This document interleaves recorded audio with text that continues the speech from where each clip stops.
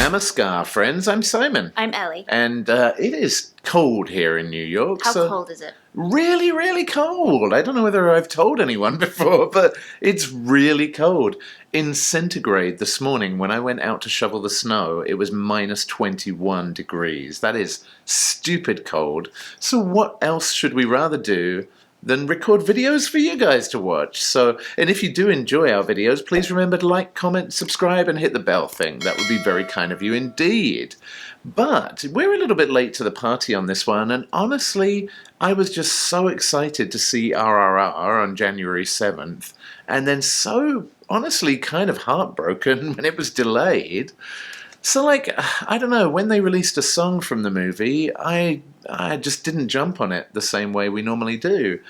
And I guess I was kind of hoping that they were going to announce a new release date and it was going to be a week from now, but unfortunately not. So anyway, all that being said, we've kind of resurrected our excitement and got over our disappointment for the movie being delayed. And it wasn't anybody's fault other than COVID, which has been at fault for everything recently, so no blame floating around. But there is a song from the movie that was released that has really been blowing people's minds, and I would say we should just dive in, check it out, and we'll hang around afterwards and let you know what we thought about it. But for now, let's go. Let's go!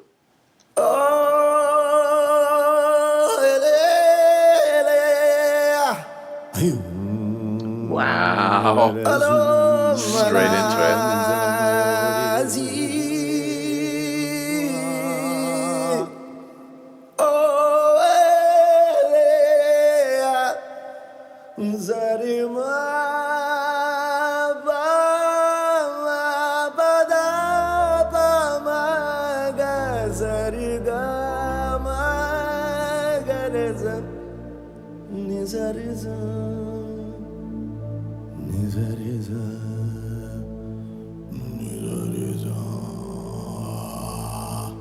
Whoa, that vocals.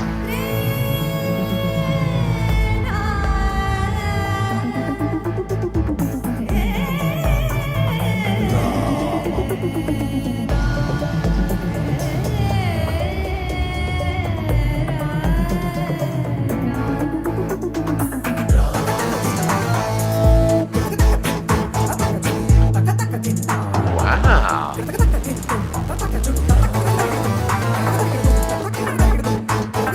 My goodness. Wow.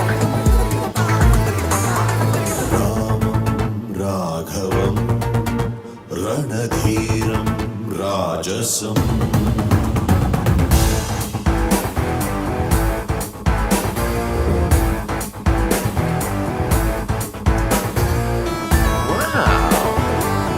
Not what I was expecting at all.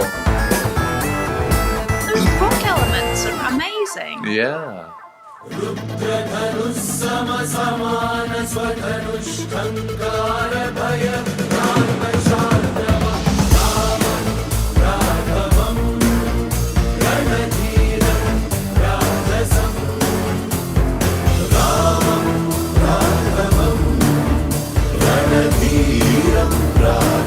Oh, how cool.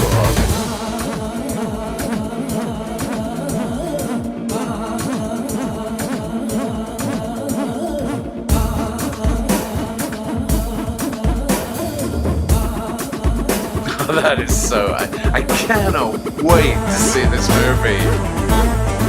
This character more than any other. Oh.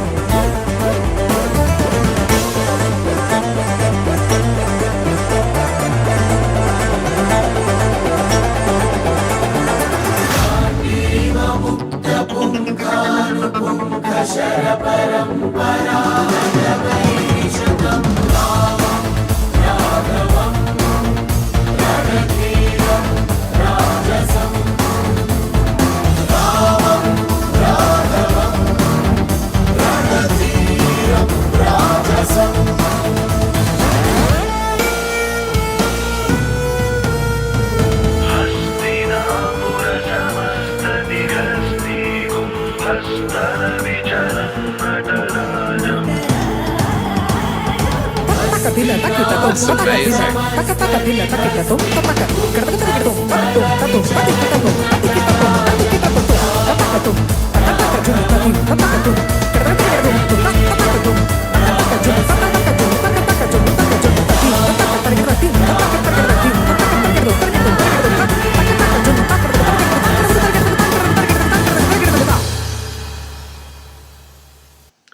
Wow, so every time we see anything new from RRR, it just surprises us. That was not what I was expecting in so many ways. But I guess let's take things one step at a time. Let's talk about the music first.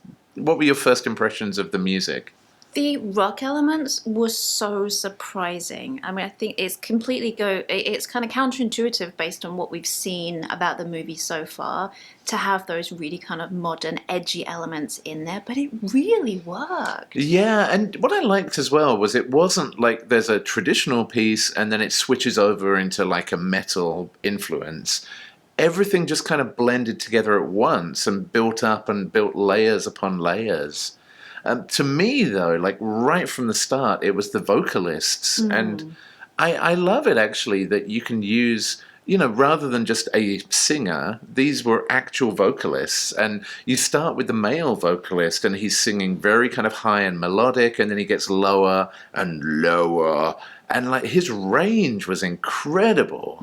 And then you have this kind of traditional female vocalist with what to me sounded like very traditional Indian vocalizing.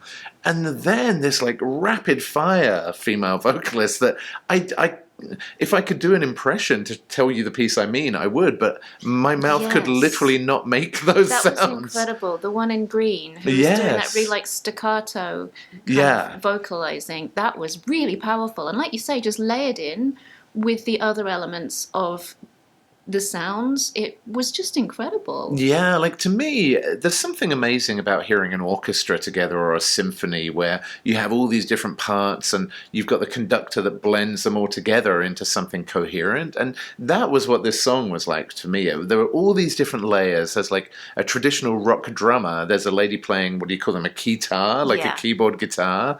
And then an actual, traditional rock guitarist as well, along with, electronic stuff and these vocalists.